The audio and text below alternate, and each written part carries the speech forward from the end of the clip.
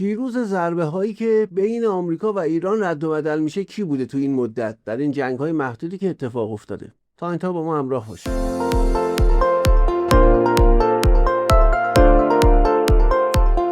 به نام خدا، سلام عرض ادب و احترام دارم خدمت شما دوستان عزیز، همراهان گرامی کانال شهر خورشید. میلاد رضایی هستم و با تحلیل دیگه در خدمت شما عزیزان هستیم. تو این تحلیل میخوایم موضوعات مختلفی رو صحبت کنیم، از جمله اینکه پیروز این زد و خوردها کی هست، ایران به کدوم سمت میره، آمریکا برنامه چیه، و در انتهام یک موضوعی در مورد پیامی که دیروز ترامپ داده بود. شب گفت به خاطر یکی از مقامات ایرانی میخوام زد و خورد رو تموم کنم و یکی از برنامه‌سازهای ویدئویی مطلبی گذاشته بود. میخوایم جواب اونم با هم دیگه صحبت کنیم، در انتها اگر وقت بشه صحبت میکنیم. خب همونجوری که انتظار داشتید و در مورد صحبت کردیم، تحلیل قبلی تحلیل مهمی بود، حتما برید ببینید اگه ندیدید، در مورد اینکه این روند جنگ و درگیری‌ها به کجا ختم میشه. یه خلاصه‌اش هم عرض کنم دوستانی که حوصله ندارن کامل ببینن. اونجا عرض کردم که درگیری‌ها در جبهه‌های مختلف مثل اوکراین، روسیه، ایران، آمریکا، اسرائیل و به زودی چین و یه اوکراینی که برای چین قراره بسازن گسترده پیشه، گسترش پیدا میکنه، اما نه به اون شکلی که شما انتظار دارید که مثلا آمریکا به افغانستان حمله کرد یا به عراق، لیبی یا جاهایی مثل اون حمله کرد اتفاق بیفته. خیر، ممکنه حمله گسترده بزرگم رخ بده این وسط، اما جنگ به صورت سینوسی بالا پایین خواهد رفت. این وسط ممکنه یک بخشایی هم برن دنبال دغدغه‌بازی‌های مذاکراتی، اما سرنوشت این جنگ یک جنگ موجودیتیه و متاسفانه برخلاف اون کسایی که میگن آقا مذاکرات چه اشکالی داره، باید نمیدونم وسط جنگ مذاکره کنیم، به خاطر اینکه اینا درکشون از جنگ موجودیتی مثل جنگ عادیه، مثل جنگ ایران عراق، مثل جنگ‌های گذشته که سر یه چیزی بود، سر یه موضوعی بود که قابل حل بود. در جنگ موجودیت شما نمیتونید موضوع رو حل کنید. موضوع وجود خود شماست، ماهیت شماست. اگه حل بشه یعنی شما تجزیه میشی. یا دشمن، موضوع برای دشمنی که منطقه رو باید ترک کنه بری بیرون و اون هژمونش فرو بریزه. حالا به هر دلیلی وارد شده مهم نیست. الان این جنگ این نوعه. تو این جنگ مذاکره ابزاری است که شما به کشور قدرتمند داری میدی. یعنی الان این آتش بس رو ببینید با چه چیزی داشت واسه ما. هیچ چیزی این آتش بس واسه ما نداشت. هیچ چیزی. شما بود کوچکترین دستاوردی که اینها تو مذاکرات به دست آورده باشن واقعی باشه، نمیدونم زمان به نفع ما باشه، اصلا اینجوری نبود. چون اگر مثلا آقایون سیاسی رعایت میکردن و پشت بازی دست ترامپ بازی نمیکردن و قیمت نفت هم پایین نمی آوردن، حداقل میگفتن آقا اینا ایران اومده بازار رو مدیریت میکنه، قیمت نفت میره بالا. دیشب چه اتفاقی افتاد؟ دیشب آمریکا حمله کرد، به قول خودش میخواست انتقام بگیره نسبت به حمله شب گذشتش. ترامپ اومد اعلام کرد که دیشب زدیم و امشب هم میزنیم، یعنی امروز به زمان آمریکا میزنیم، محکم هم میزنیم، فلان میکنیم، ایمان میکنیم. دلیلش این بود که بیاد یه به قول معروف یک عملیات انجام بده و بعد خودش رو بکشه بیرون. یعنی اون حرفی هم که زد، من یکی به من زنگ زده، بابت همین بود. برنامه‌اش این بود که بیاد امتحان کنه، تست کنه، اگر ایران جواب نداد حالا بره تو اون فاز بازی که اونو از آن خواستن و فلان و بهمان، که بریم به سمتی که حالا مذاکرات ادامه پیدا کنه. چون خودش گفته مذاکرات شکست خورده. این حمله میشد بهانه‌ای که بگه آقا من زورم زیاده، مثل دفعه قبلی که آتش بس شد. با کمال ناامیدی ما دیدیم دیگه مذاکره کننده ایرانی رفتن پشت دست آمریکا بازی کردن. ترامپ اومد تهدید کرد و امشب میزنن تمدن ایران رو نابود میکنن فلان به ایمان، و بعد فرداش دیدیم آتش بس امضا شد. آتش بس که یک شبه نازل نمیشد، چندین روز و چند هفته در موردش صحبت میشد. دقیقاً ترامپ فهمیده بود که آتش بس نزدیک، اومد یک تهدید سنگین کرد. شما آقایون هم دویدید پشت دستش بازی کردید، نذاشتید یه 4 ساعت بگذره اون ورتر، یعنی ساعت 3 ترامپ بشه 4 صبح. اینقدر ارادت داره. و بعد یه عده میگن شما چرا میگید آقا ما امیدواریم مثلا ترامپ دروغ گفته باشه؟ چون ما دیدیم این که آقا اون زمانم که ترامپ میگه یه عده دارن در تهران با من مذاکره میکنن، ما میگفتیم دروغ میگه. غیر از این بود؟ پیامش هست تو کانال دیگه. میگفتیم حداقل این بار دروغ میگه دیگه. ظریف و حسن روحانی دار دستش نیستن دیگه. تا زمانی که شهید لاریجانی بود میگفتیم آقا ایشون مذاکرهش رو رفته انجام داره، جواب نگرفته دیگه، الان نمیره مذاکره کنه. و بعد ایشون شهید شد. با کمال تعجب دیدیم تیم مشاور ایشون دقیقاً بلندش رفت سراغ آقای ایکسی که الان داره مذاکره میکنه.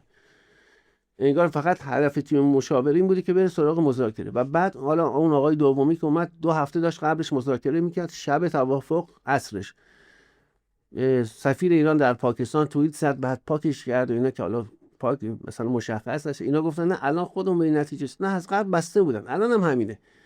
فقط هم دیشب نبوده، 2 شب پیش هم عرض کردم، گفتم آقا بوی توافقی میاد که اینا تحمیلی باشه، یعنی برخلاف خواست جامعه و رهبر جامعه سعی کنن جنگی رو بهانه کنن، درگیری رو بهانه کنن، بگن میگه داره زیرساخت میزنه، داره آب مردم میزنه، داره فلان میکنه، بریم ببندیم دیگه بدتر از این نشه. چی باعث میشه که این به نتیجه نرسه؟ حضور مردم تو خیابون و هوشیاری رهبری جدیدمون که این بار برخلاف دوره‌های قبل زیاد به اون حرفا توجه نمیکنه. دلیل هم داره. ببینید در زمان جنگ اون ارتباطات سیاسی مثل قبل نیست، نه که ایشون مثلا نخواد بشنوه، نه.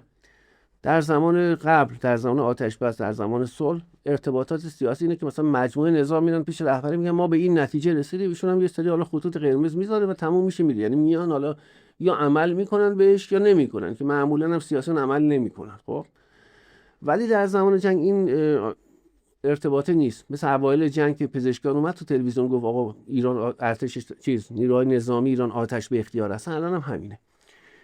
ارتباطی کمه، نمیتونن اونجوری که میخوان اثر بذارن. بگذاریم. حالا پیروز این درگیری‌ها تا حالا کی بوده؟ ببینید درگیری‌ها به نفع ایران بوده. از یک هفته 10 روز قبل که ایران رویه‌شو تغییر داد، یعنی به جای انفعال که واقعا بزنه ما ببینیم کجا رو زده، بیایم هم ارز جواب بدیم، یکی زد یکی بزنیم، اینو گذاشت کنار. تحلیلش هم کار کردیم، اگه یادتون باشه گفتیم آقا دوره خیلی خوبی شده، خیلی وقت ما منتظرش بودیم، سالها منتظر چنین روزی بودیم. و بعد دیدیم در قضیه لبنان تثبیت شد.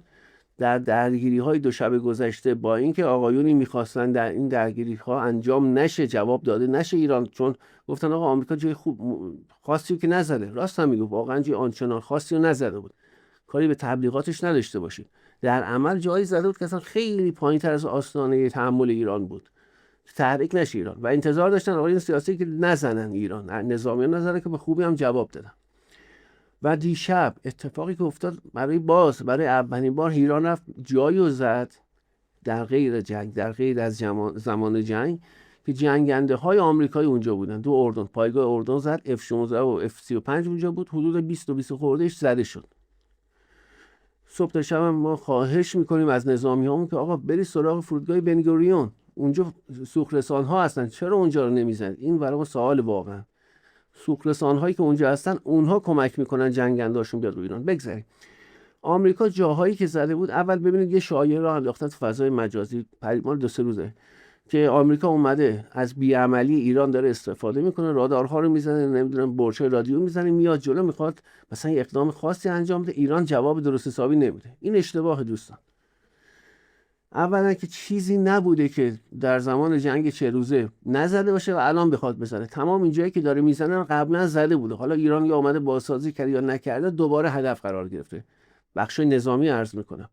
مگه میشه تو جنگ 40 روزه که اینا اصلا هدف کم آورده بودن یا نزنن، مثلا برج رادیویی ببینن نزنن، حالا یادشون بیاد الان بزنن؟ و آمریکا با اون لشکرش و اون دور و بری‌هاش مشکلشون همین رادارها باشه. واقعا شما یعنی فکرتون اینه؟ نه، این رادارها و حالا برخش برج‌های همین بیسیم‌های رادیویی بوده مال نظامی‌ها. خب اینا اگه زده بشه، زمان جنگ هم زدن، بعدش هم اگه لازم باشه بخواد حمله کنه، اینا مشکلی نیست که 2 ساعت قبل از جنگ شروع میکنه همه اینا رو صاف کردن.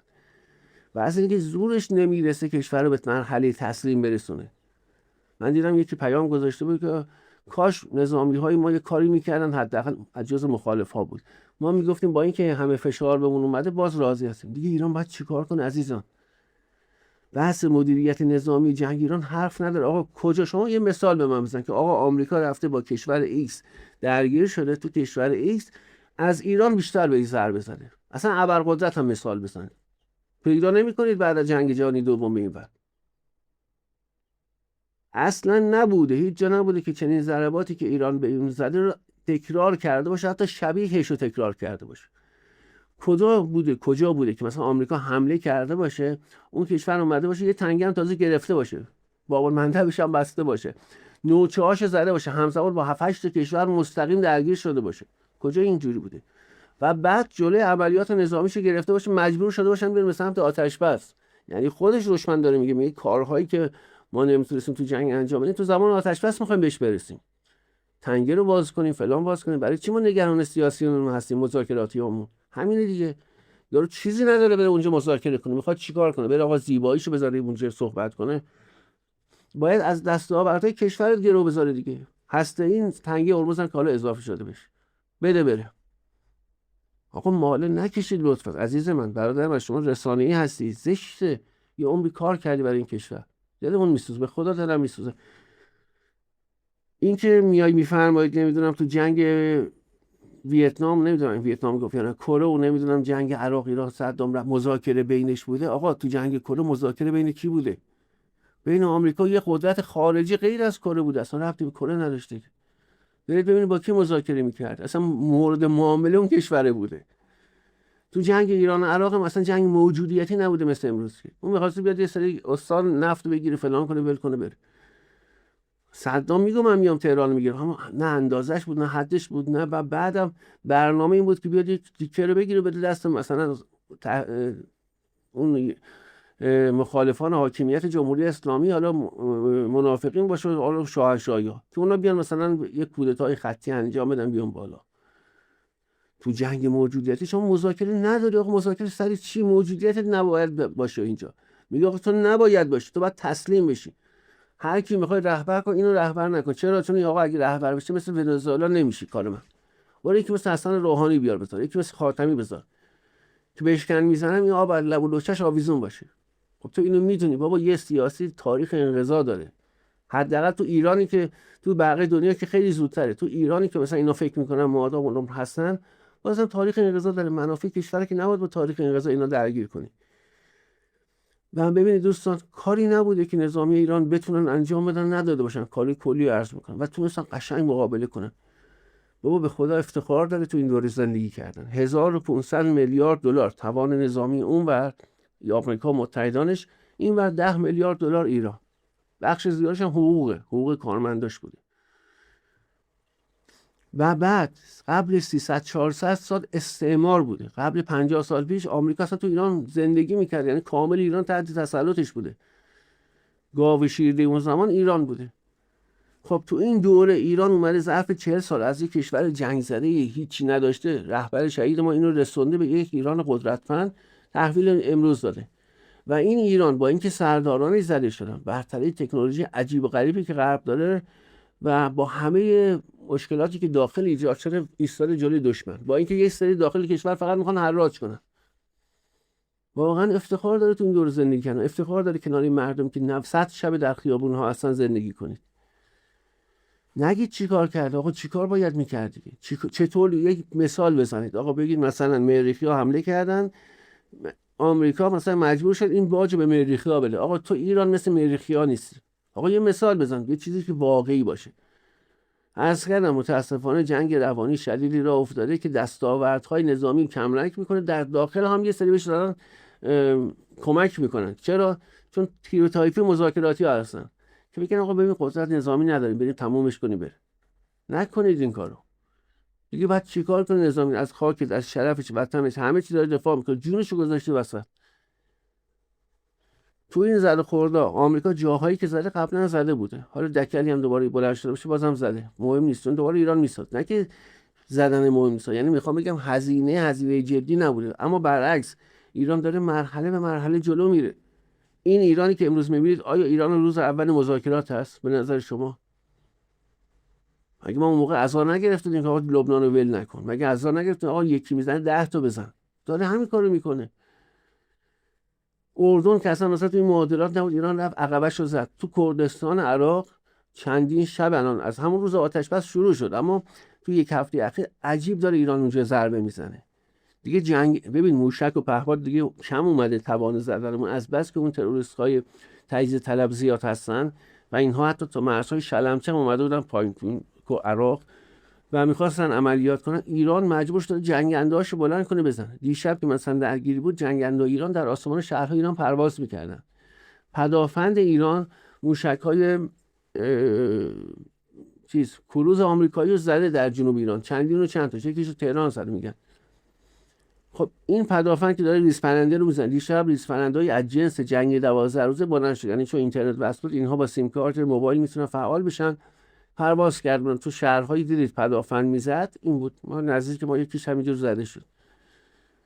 ریز پرنده هم بلند کردن. اونور نفوذی داخلیش داره بحران اقتصادی درست میکنه. رئیس جمهور شوته، تو باغ نیست، مردم رو تهدید میکنه. دشمن منطقه‌ای داریم، دشمن جهانی داریم، نمیدونم وضعیت بحران ملی داخلی با بحث اقتصادی داریم، همه اینا رو شما کنار هم بزنید، یک نظامی اینجا هست این کشور رو به دستور رهبرش و مردم داره حفظ میکنه، دیگه باید چیکار کنه؟ این جاهایی که ایران داره میزنه صدها برابر ارزشش بیشتر از این جاهایی است که آمریکا داره میزنه. چه بحث اقتصادیش بخوای کنی، دلاریش، چه بحث استراتژیکش میخوای کنی که کجا رو داره میزنه. ببینید قبل از که آتش بس تحمیلی انجام بشه که اونم خواست آمریکا بود، چون متأسفانه یه عده اومدن گفتن خواست ایران، این دروغه. ایران هرگز خواستش نبود، خواست آمریکا بود. از 20 روز قبل از آتش بس اصرار میکرد، کشورهای مختلف رو میفرستاد بیاد و اینها هم رفتن یه سریشون پشت پرده مذاکره کردن از طریق سفیر ایران و پاکستان. یا حالا میگم سفیر پیام زد، توییت زد. حالا شما میدونی و میگی خواسته ایران بوده، خب دیگه داری دروغ میگی. اگه واقعا فکر میکنی با دروغ کار جلو میره بگو. ولی ما وقتی میگیم آقا میترسیم کی داره با اینها مذاکره میکنه، چون دیدیم آقا یه برجام برای 7 پشتون بس، برجام که چی. شما دیدید آقای لیلا زرمود آشای لاریجانی چی گفت؟ آقا پاییز داشتن مذاکره میکنن، میگفتن ما میدونیم آمریکا میخواد حمله کنه، داریم امتیازات خیلی سنگینی میدیم. پیشون اسرائیل زد که نیاد این مذاکره شکل بگیره، این جنگ ادامه پیدا کنه. عرض کردم جنگ موجودیتی برای امتیازگیری که نیومد. این میخواست برجام امضا بشه، قبل از جنگ 100 تا برجام امضا میکرد و خدا رو شکر اون دموکرات‌ها پای کار نبودن. اگه اونها بودن، اونها میومدن قبلش دهها قرارداد امضا میکردن، بعد حمله میکردن. این یه دفعه اومد کار تموم کنه به خیال خودش، من توش زایید. و امروز هم همین دوستان، اصلا نباید فکر کنید که این درگیری ها تموم شه، نه ادامه پیدا میکنه. برای اینکه بفهمید ابعاد این درگیری ها چقدر، من یه مثال بزنم. اعلام شد اوکراینی ها بین 4 تا 8 میلیون پهپاد در سال تولید میکنن. اوکراین که میگم یعنی ناتوی اروپایی هم هست. روسیه هم بین 5 میلیون تا 8 میلیون پهپاد، یعنی بین FPV پهپادهای کوچیک تا پهپادهای انتحاری مثل شاهد داره درست میکنه. خب 8 میلیون پهپاد میدونید یعنی چقدر؟ برای اینکه بهتر درک کنید، روسیه در بهترین حالت بین 700 تا 1100 پهپاد هر شب شلیک میکنه به سمت اوکراین. شما بگو 1000 تا 365,000 تا روزم باشه میشه 365,000، یعنی برای یک سال 365,000 تا کافیه. اخیراً اوکراین هم همین تعداد داره به سمت روسیه میزنه، یعنی 700 800 تا شبی میزنه. شما بگو اونم 1000 تا، یعنی میشه 2 تا 365,000 تا. شما بگو 1 میلیون پهپاد برای یک سال مصرف این دوتا بشه. اما هر کدومشو دارن 8 میلیون پهپاد دارن میخوان تولید کنن، یا الان 5.5 میلیون پهپاد داره درست میکنه. این برای جنگ اوکراین نیست که. در کنارش اعلام کردن اروپایی‌ها که قراره این سقف 8 میلیون به 20 میلیون پهپاد در سال برسه و روسیه هم همین هدف رو دنبال میکنه. این اخبار خیلی خاصی نیست، شما میتونید سرچ کنید و به این اخبار دسترسی داشته باشید، تو اینترنت هست. 20 میلیون پهپاد میدونید یعنی چی؟ این که عرض میکنم جبهه‌های جنگ داره مشترک میشه. ببینید چیزی که در اوکراین استفاده میشه تو اینجا هم استفاده شده در جبهه ما، و برعکس چیزی که اینجا بود اونجا هم استفاده شده تا حدی. جبهه‌ها داره به هم نزدیک میشه، مشترک میشه. من تحلیل دیروز عرض کردم، گفتم اون چیزی که دارم میبینم از اتفاقاتی که تو روز داره میفته دنیا، چین داره تحرکاتی نشون میده، به سمتی میره که خودش آغازگر حمله به تایوان باشه یا نه بره محاصره‌اش کنه. من گفتم اینو به زودی خواهید دید. حالا تو امسال این اتفاقات میفته، یعنی جبهه اروپا شعله برق میشه. در تحلیل قبلی عرض کردم چین میاد، این درگیری ها آغاز میشه و این سه تا جبهه به هم دیگه پیوند میخوره. چرا؟ چون قبل از دوره جنگ‌های جهانی ما جنگ‌های منطقه‌ای داریم. 4 تا دوره یادتون هست. دوره اول دوره جنگ‌های جهانی است، از اینجا شروع میشه. همیشه در طول تاریخ بوده، یعنی یه جای امپراتورها جنگ میکنن، الان شده جنگ‌های جهانی. مرحله دوم، پیروز جنگ‌ها میاد بیرون، با همدیگه رقابت میکنن، یعنی چند تا کشور یا چند تا متحد پیروز شدن و سعی میکنن نظمشون رو پیاده کنن. حالا اگه یکی هم باشه، باز تو دوره دوم سعی میکنه نظمش رو به جهان تحمیل کنه، چون پیروز شده. مرحله سوم، وقتی که این نظمش پیاده شده باشه تو دنیا، یعنی اومده باشه تونسته باشه نظمش رو پیاده کرده، مثل نظم آمریکایی که تو این مثلا بعد از 1955 1960 دیگه تثبیت شد و بعد از فروپاشی شوروی که تکمیل شد در تمام دنیا، شد نظم لیبرال آمریکایی که بعد شد نئولیبرال و این چیزا. خب و مرحله چهارم اینه که اون چیزی که الان ما توش هستیم، رقبایی پیدا میشن، هژمون‌های جدیدی پیدا میشن که نظم طرف مقابل رو به چالش میکشن و این دوره تکرار میشه. یعنی دوباره میریم به سمت جنگ‌های جهانی، یعنی این هژمون‌ها به جون هم میافتن، حالا هر کدوم پیروز شه دوباره میره نظم خودش رو پیاده میکنه، یعنی چرخه تکرار میشه. توی دوره چهارمی که ما هستیم، قبل از جنگ‌های جهانی جنگ‌های منطقه‌ای داریم. یعنی چی؟ یعنی هژمون‌های برتر پیش از اون که خودشون وارد جنگ بشن سعی میکنن که قدرت‌های نیابتیشون، نیروهای نیابتیشون رو بندازن به جون هژمون‌هایی که رقیبشونن. حالا هر کی این توانایی داشته باشه این کارو میکنه. الان چین و روسیه دارن روی مکزیک کار میکنن. چین زیاد کار میکنن، نمیتونم تو یوتیوب بگم، روش‌های خلاف اخلاق هم کار میکنه که مکزیک ضربه بزنه به آمریکا. یا الان شما میبینید اوکراین برای روسیه، اسرائیل و کشورهای عربی علیه ایران و کشورهای جنوب شرق آسیا میخواد چند تاش علیه چین رقم بزنه و اون جنس از جنس اوکراین سرزمینی نیست، یعنی اونجا جنگ دریایی خواهد بود که اینو مفصل صحبت میکنیم. خب تو این چرخه چهارم که ما هستیم، تو این مرحله چهارم که هستیم، باید منتظر جنگ‌های منطقه‌ای باشیم. و قبلا هم عرض کردم حاصل دسترنج رهبر شهیدمون و فرمانده‌های نخبه ایرانی این بود که خنثی کننده جنگ نیابتی جنگ‌های منطقه‌ایه. ببینید یعنی خود ما هم مجبوریم به این سمت بریم. چرا؟ چون اگه می‌خوایم در مقابل جنگ نیابتی ضربه نخوریم باید این کار کنیم. حالا چه فرقی داره این با جنگ‌های جهانی؟ فرقش اینه که هژمون‌هایی که اینجا بتونن درست از این مرحله عبور کنن، سرزمینشون در دوره جنگ‌های جهانی زیر ضرب نخواهد رفت به اون شکلی که بقیه دنیا میره. درگیر میشن، سر خورد دارن، اما نه به اون شکل. بیشتر در زمین‌های سوخته درگیری ایجاد میشه. بحث ایران فرق میکنه. ایران هژمونش مستقل به کشورش نیست، یعنی ما منطقه‌ای داریم، هژمون منطقه‌ای داریم. ایران مثلا عراق، حزب الله، مثلا مقاومت سوریه، مقاومت یمن، حالا نمیخوام اسم بیارم، اینها با هم دیگه یک هژمونن دیگه. ایران هر چقدر خوب عمل کنه جنگ‌ها حتی از سرزمین‌های اونها هم دور میشه. الان یمن رو ببینید 8 تا زیر ضرب عربستان بود، ایران به دادش رسید و یمنی‌ها خودشون رشد کردن. الان نمیتونه، جرئت نداره حرکت بزنه عربستان، میگه میزنه تمام زیر ساختمون نابود میکنه. توی جنگ‌های منطقه‌ای یه سری خطوط قرمز هست، مثلا همین چیزی که الان داریم میبینیم توی خلیج فارس. ایران میگه اگه زیر ساختمون بزنه کل منطقه تو میزنه و اونها بابتی که زده نشه نمیان زیر ساخت ایرانو بزنن، یا سعی میکنن آروم آروم بیان جلو مثل اسرائیل که ایران جواب نده. خب این مشکل از سیاسیون مدیریت نظامی جنگ دیگه، مدیریت سیاسی جنگ ببخشید، که بعد به نظامی فشاری آقا تا 10 برابر بزن که این خنثی بشه. بگذاریم. حالا تو جنگ‌های منطقه‌ای دقت داشته باشید، آمریکا داره کاری میکنه، یعنی غرب، جبهه غرب کاری میکنه که این مناطق با همدیگه عملیات کنن، یعنی یک برآیند کامل علیه محور شرق داشته باشه. و قطعا عملیات زمینی حداقل در جبهه اوکراین و جبهه ایران قطعی هست. حالا اگر ایران خیلی خوب عمل کنه این عملیات زمینی در خاک ایران نخواهد بود، در خاک متحدان ایران هست. بهتر عمل کنه در خاک متحدان ایران هم نیست، میره در سوریه، در زمین سوخته قرار میگیره. اینی که ما نگرانیم که آقا نرید مذاکره کنید، بابت اینه اون مذاکره نه اینکه جواب میده، من میدونم جواب نمیده، چون جنگ موجودیتی، یعنی حتی آمریکا بیاد امضا کنه به جون پدرم ترامپ بنویسه، به جون پدرم همه چیز ایران رو تضمین میکنم، خرش که از پل گذشت حملهش انجام میده دوباره. حالا میخواد بازی جام جهانی باشه، میخواد انتخابات کنگره باشه، که من اصلا اعتقادی به این چیزها ندارم. یعنی میگم پشت صحنه آمریکا، اون کانونهای قدرت آمریکا اصلا به این دلقک بازی سیاسی اهمیتی نمیدن. اصلا کنگره بیاد محدود کنه ترامپ، مهم نیست، ترامپ هر وقت حملهش انجام میده و خواهید دید همین کنگره اون زمان ازش حمایت میکنه، چون پشت صحنه در دوره بحران یه احزاب نیستن، کانونهای قدرت هستن. احزاب ویترین کاره.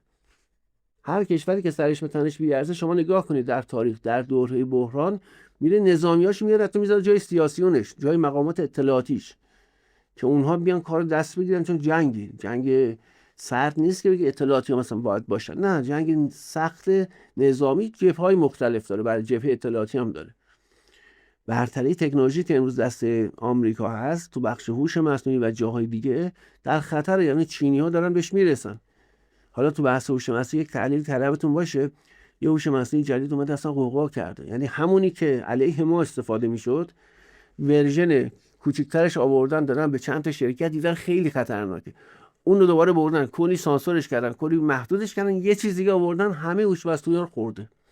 یعنی محدود شده یادگار هوش مصنوعی اولیه الان داره همه رو درو میکنه. حالا شما ببینید ما با کی داشتیم میجنگیدیم؟ اون عزیزانی که میگه ایران چرا کاری نمیکنه، بعد چیکار کنه؟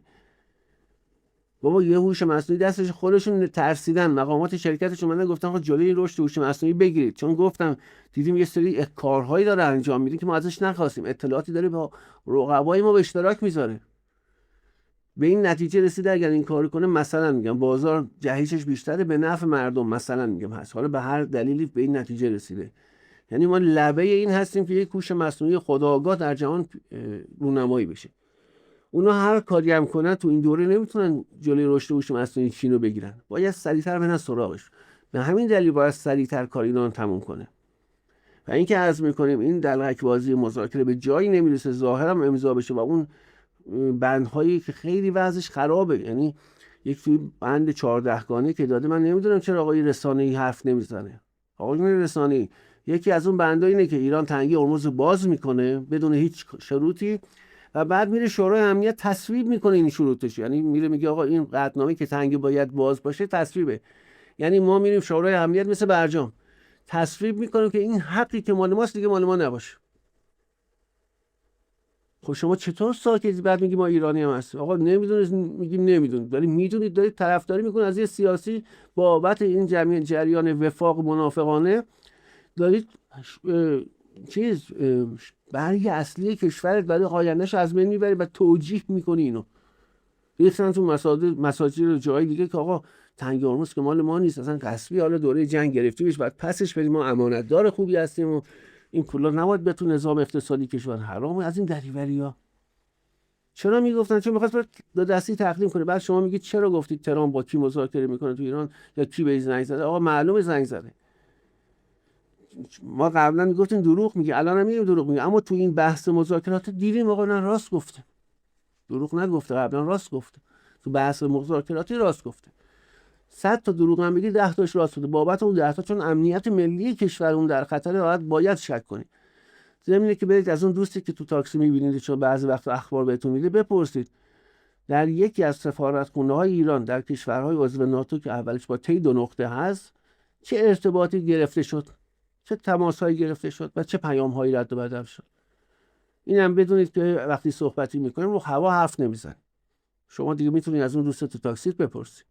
ولی واقعا دلم میسوزه یه عمری برای کشور کار کردی، حالا به خاطر سیاسی یا اومدن به مشورت دادن، حالا هر چیز من نمیدونم، بالاخره سلیقه اختلاف سلیقه هست، اما یه چیزی که مثل روز روشنه بابا. بگذارید بیشتر از این وقت شما دوستان رو نمیگیرم. خیلی ممنون که تا اینجا همراه ما بودید. همچنان نشد بحث کامل بگیم، ان شاءالله در جلسات بعدی، در ویدیوهای بعدی در مورد هوش مصنوعی جدیدی که اومده و ابعاد اون صحبت خواهیم کرد. در مورد اتفاقی که در چین هم قراره بیفته علیه تایوان هم صحبت‌هایی خواهیم داشت. خوشحال میشم اگر از ما حمایت کنین. لینک در بخش پیپال، لینک پیپل در بخش توضیحات هست، اونجا شماره کارت هم هست و از خود یوتیوب هم دوستان میتونن مستقیم حمایت داشته باشن. خیلی ممنون که تا اینجا با ما بودید. در پناه خدا باشید. به زودی ان شاءالله اخبار خیلی خوبی خواهید شنید. یا علی، خداحافظ.